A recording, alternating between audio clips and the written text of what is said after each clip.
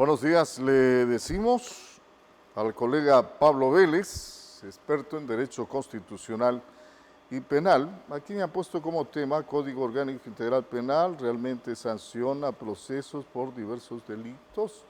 A ver, el COIF realmente es una norma una norma apropiada para la sanción de los delitos. Ese sería el planteamiento. Buenos días, ¿cómo le va? Qué gusto saludarles. Muy buenos días con la teleaudiencia. A los años volvemos a conectarnos. Bueno, todo este tema aparece a partir de la iniciativa de creación de una nueva constitución. Todos sabemos que tenemos que volver a las urnas para sufragar, para votar, decidir sobre 3 reformas parciales a la Constitución y una convocatoria para una constituyente de creación de una nueva Constitución. ¿Por qué nace el tema del Código Orgánico Integral Penal? Según lo que me comentaron, porque se está poniendo como uno de los fundamentos la necesidad de crear una nueva Constitución para frenar la delincuencia. Entonces, muchos se preguntan, ¿es verdad lo que se está escuchando sobre el hecho de que la Constitución no vale? Sobre el hecho de que no se puede frenar a la delincuencia porque la Constitución no lo permite, que no existe mejores fuentes de ingresos hacia el país, hablando de macroeconomía, porque la Constitución no lo permite. Entonces, habría que analizar realmente cuál es el rol de la Constitución y cuál es el rol de las leyes orgánicas existentes. Ustedes han escuchado que, por ejemplo, el Código Orgánico Integral Penal, el Código Orgánico General de Procesos, el Código Orgánico de la Ley de Modernización, etcétera. Lo que ustedes van a entender es que existen 2 tipos de leyes. Una de estas son las leyes orgánicas, que son las leyes superiores jerárquicamente, las que están por debajo de la Constitución. Entonces, ¿cuál es el rol de la Constitución? ¿Acaso en la Constitución tenemos que plasmar un Código Orgánico Integral Penal para que se pueda frenar la delincuencia? La respuesta es no. La Constitución está compuesta, para que todos los ciudadanos entiendan, por lo que en materia constitucional se denomina los mínimos. Y de esto muy poco se ha hablado. Casi nunca se escucha a los asambleístas hablar porque no conocen de esta doctrina, de la forma, de la estructura de creación y composición de una constitución. Y ahí se encuentra el grave riesgo de convocar a creación de una nueva constitución a través de constituyentes que no tienen la más mínima idea de cómo se realiza. Estos mínimos son aquellos principios fundamentales que enmarcan, guían a lo que próximamente será la ley, aquellas leyes orgánicas. Entonces, por ejemplo, ustedes van a encontrar en el artículo 76 de la Constitución los principios fundamentales de la justicia, es la piedra angular, el debido proceso, el respeto a la legítima defensa.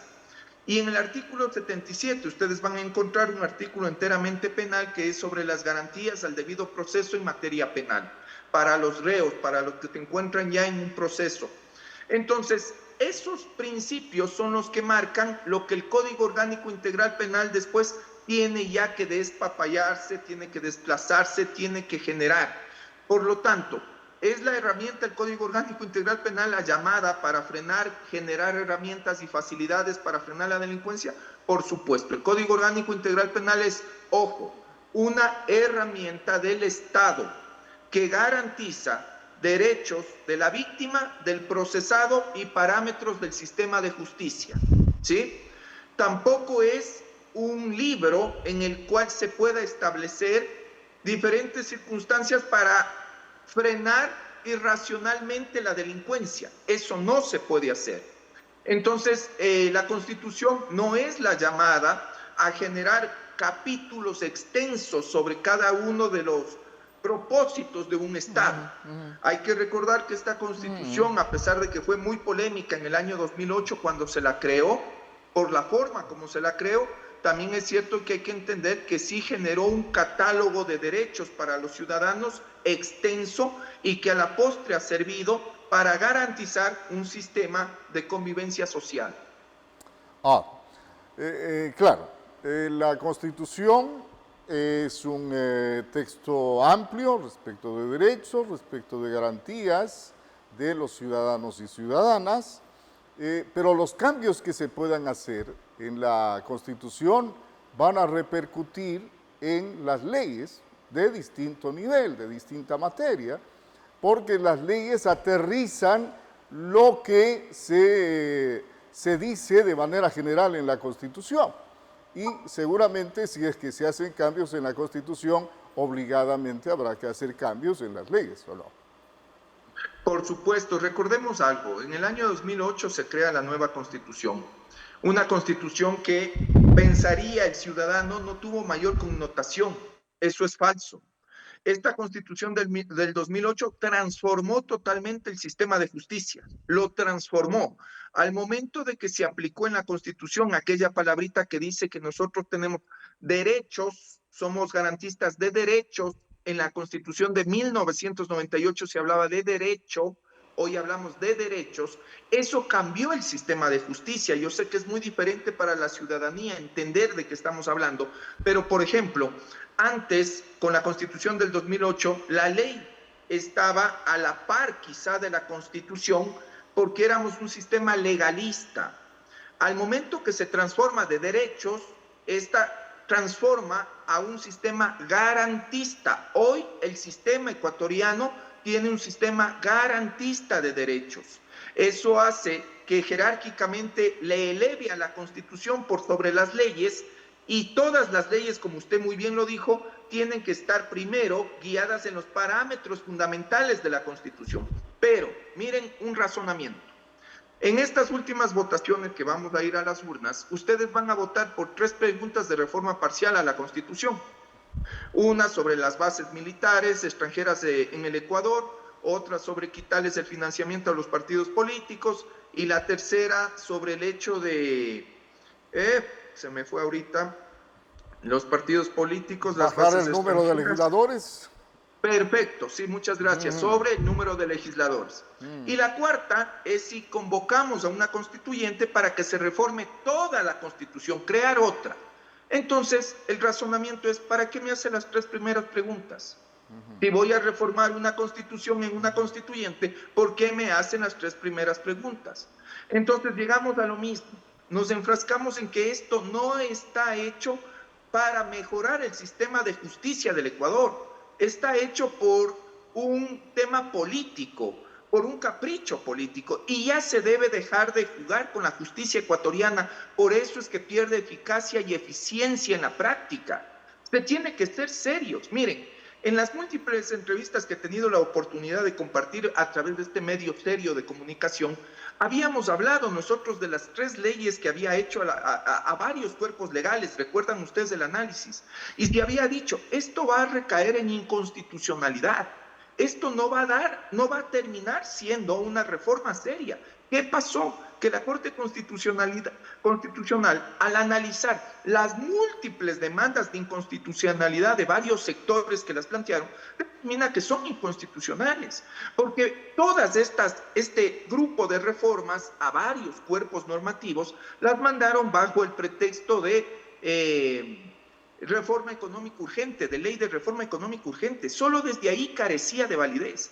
Las reformas, por ejemplo, penales, eran nefastas. Se hablaba de que es necesario frenar la delincuencia, por supuesto que es necesario, pero no se pueden atropellar derechos humanos. Entonces, ¿qué es lo que está sucediendo en nuestro país? ¿Por qué no se toma con seriedad el sistema de justicia y el futuro del Ecuador? La Constitución no es algo simple. Termino, si es que el tiempo todavía me da mucho mejor, pero quiero hacer esta reflexión.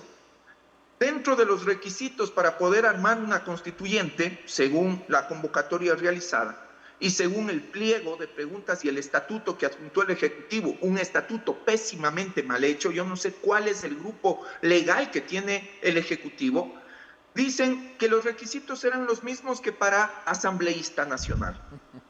¿Qué quiere decir esto? Que tendrán que ser mayores de 18 años, Ecuatorianos. ¿no es cierto? Y ecuatoriano, bachiller. Yo le pregunto a la ciudadanía, ¿qué creen ustedes si yo les digo como abogado, que muchos colegas, por más que seamos abogados, no estamos capacitados para entender la estructura, la magnitud y la forma de crear una constitución siendo abogados? que un mayor de 18 años, bachiller y ecuatoriano, esté capacitado para realizar un texto constitucional? A eso nos están sometiendo. Pero ¿qué es lo que sucede? Que después del discurso demagógico político va a decir que se cambió una constitución, pero que no permite la otra parte que se la lleve a cabo, etcétera, etcétera. Hay que tener mucho cuidado y ya tener una madurez política para actuar con responsabilidad en el manejo de un Estado. Ya basta de manosear a la justicia. Es el momento de que sí, a ver, hay una normativa constitucional que quizá no esté beneficiando al progreso ecuatoriano, ok, hagamos una reforma. La misma Constitución en su último capítulo establece 2 formas de poder reformar la Constitución, sin necesidad de crear una nueva. ¿Cuánto dinero nos va a costar tener una constituyente y a la par tener una Asamblea Nacional trabajando? Pero se habla de que no hay recursos. Entonces, yo llamo a la conciencia de todos, de los políticos, llamo a la conciencia de nosotros, los ciudadanos, que en nosotros recae la responsabilidad de decirles a los políticos ya basta. Entonces, si consideran que hay que hacer una reforma, hagámoslo, pero de la forma responsable, no de esta manera. Miren ustedes, ¿cuántas reformas han sido aplicadas en los 2 últimos años al Código Orgánico Integral Penal? Y yo les consulto, ustedes, por ejemplo, como periodistas, ¿ha disminuido el índice de delincuencia? No ha disminuido. Por el contrario, hay periodos que han aumentado en muertes violentas. ¿Por qué? Porque no quiere decir que a mayor pena, menor delincuencia. No funciona así. Solo les llamo muchas de las veces en esta pantalla se ha dicho, y hemos coincidido con usted, distinguido colega, necesitamos nosotros un cuerpo colegiado de política criminal. Es necesario que el Estado ecuatoriano forme un cuerpo colegiado de política criminal. Este cuerpo colegiado es el que va a hacer un análisis socioeconómico, un análisis familiar, un análisis laboral, el cual determine por qué motivos hay mayor incidencia en crímenes de diferentes categorías. Y de ahí parte la creación de la norma. Listo. Gracias, doctor, por su participación. Interesante el enfoque que usted ha realizado cuando estamos a las puertas precisamente de una consulta para referéndum y consulta popular. Estamos a las puertas de aquello. Doctor Pablo Vélez, experto en Derecho Constitucional y Penal, ha estado con nosotros. Gracias. Muy amable. Un gusto, buen día.